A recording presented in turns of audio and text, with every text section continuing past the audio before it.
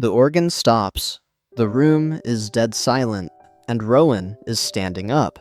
Rewind 5 minutes. The organ swells. Everyone stands. Mark's hand is warm in mine. Solid, steady, chosen. But across the aisle, Rowan is staring at me like he's trying to drag me off the altar with his eyes. His hands flex at his sides, like he's physically holding something in. The officiant starts the script. Dearly beloved, my brain skips ahead to the only line that matters. Speak now or forever hold your peace. I've been holding mine for 10 years, and Rowan looks like he's finally about to break. 10 years of him looking at me like that, then swearing he was straight. 10 years of almost. So I found Mark, solid, unafraid. I grabbed onto him like a life raft, desperate to leave the decade of almost behind. I told Rowan about the engagement at our usual bar, like it was a random update. We were on our second round, TV humming in the background, sticky table between us. So, Mark proposed, I said, showing him the ring. He stared at it a second too long, then at me. His smile landed late, like it had to travel. Damn, he said, you really did it. Yeah, I clinked my glass against his. Guess so?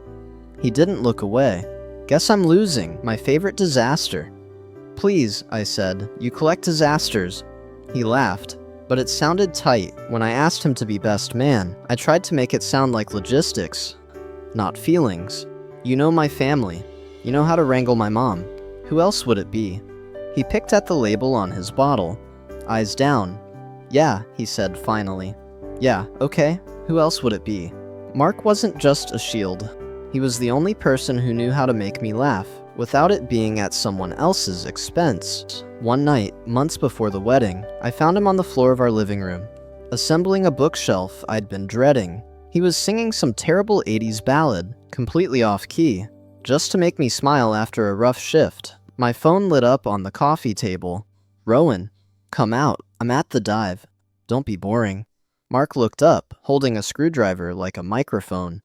You heading out? He asked. No suspicion. Just trust. I looked at Rowan's text. The thrill of the chaos. The inevitable hangover. Then I looked at Mark, waiting for me with that goofy, open grin. I picked up the phone and typed, "Can't tonight. Busy." I tossed the phone onto the cushion and sat down on the floor next to Mark. Hand me the wrench, I said. It felt like a victory.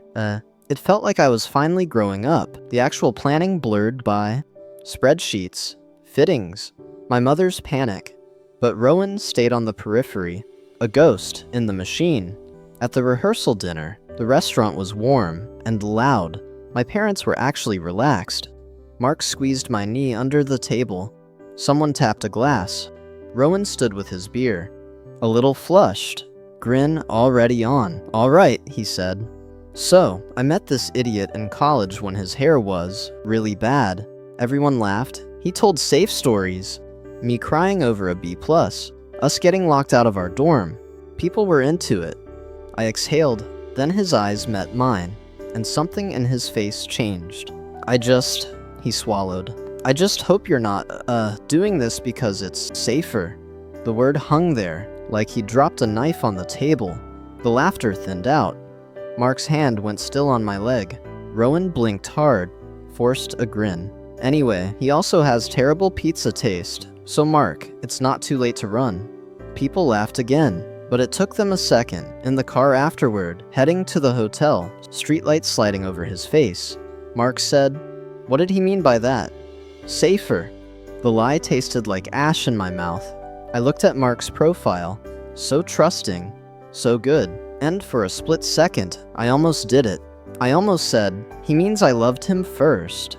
I could end the charade right here on the highway. But I was a coward. He was drunk, I said. You know how he gets? Yeah, Mark said slowly. I do. The night before the wedding, the hotel lobby was chaos. Suitcases, flowers, my mother negotiating with the front desk like she was brokering peace. Mark was signing forms, laughing about something with the clerk.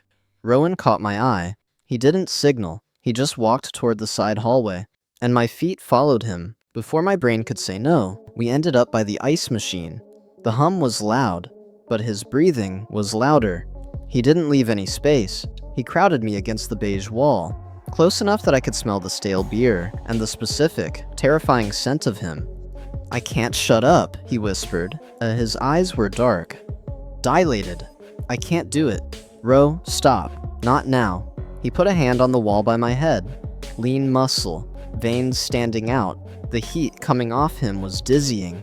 "Yes, now," he rasped. "Because tomorrow you sign the paper and then it's dead. We're dead." I should have pushed him back. Mark was 50 feet away, but my chest was heaving, matching his rhythm. "What are you doing?" I breathed. He leaned in. His nose brushed my jawline. A shiver violently ripped through me. "I love you," he said into my skin. "I'm in love with you, and you know it." The hallway spun. "College wasn't a phase," he murmured, his forehead resting against mine now, heavy, feverish. I was lying. To everyone, but not to this. He pressed his chest against mine. "Not to this." My hands twitched at my sides, fighting the urge to grab his shirt, to pull him in and ruin everything. "I can't," I choked out.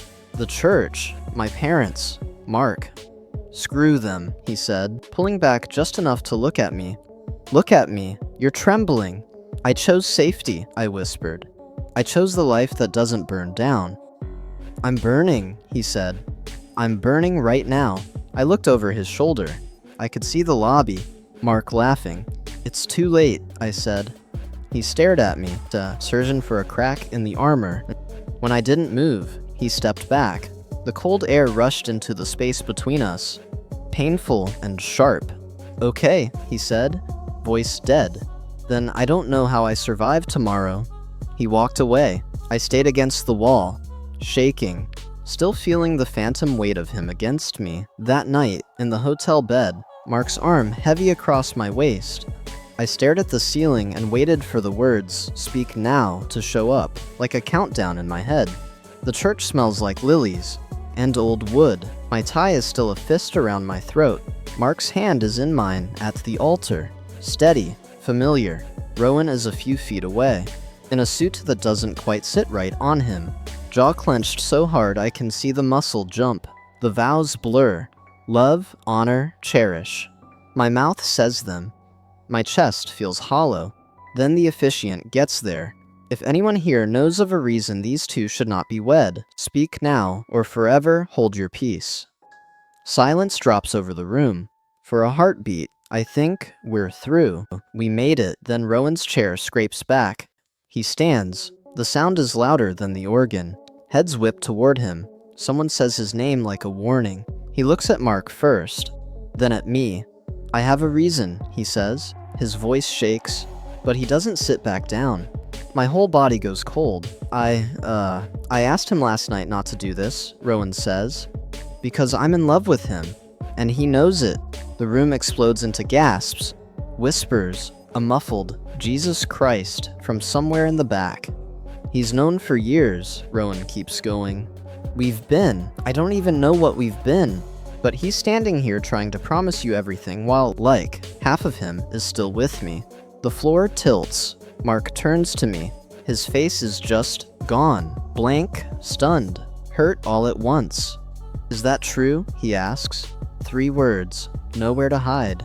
"It's not that simple," I choke out. "Wrong answer." His hand drops mine like it burns. The officiant starts to mumble something about taking a moment, but it's useless.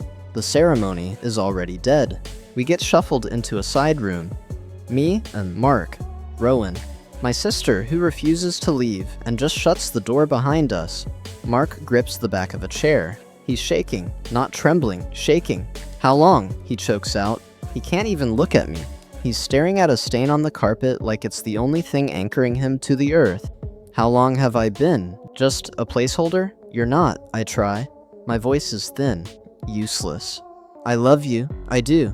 "Don't," he snaps. A sharp, wet sound. "Don't you dare." He looks up then. His eyes are red. Wrecked. "Was it the whole time?" "Every time, you said." "Every time yeah." He can't finish the sentence. He looks at Rowan, then recoils like he's seen something rotting. God, you two, you were laughing at me. No, Rowan says, stepping forward.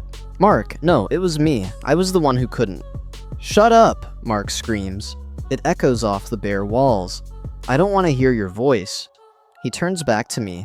Why, he begs. If you wanted him, why pick me? Why drag me here? Why let me put on this suit? I look at Rowan. Broken. I look at Mark. Destroyed. The truth claws its way up my throat. No more pretty lies. Because I wanted to be safe, I whisper. The silence is absolute. Mark flinches. Safe, he repeats. The word sounds like glass in his mouth. Rowan was a storm, I say. Tears finally spilling hot and fast. You were, solid. I thought if I married you, I'd be safe from him. From this. Mark makes a sound that isn't quite a laugh. So I was a shield. He nods. Slow, jerky movements. I was just a human shield. Listen, I tried to love you enough for it to work, I say. That's not love, Mark whispers. That's using someone. Outside, you can hear my mother's voice. Guests buzzing, someone crying. Inside, it's just our breathing and the ugly hum of fluorescent lights. I can't marry you today, Mark says, finally. His voice cracks on, marry. I don't know if I can ever trust you again. I just know it's not happening in there.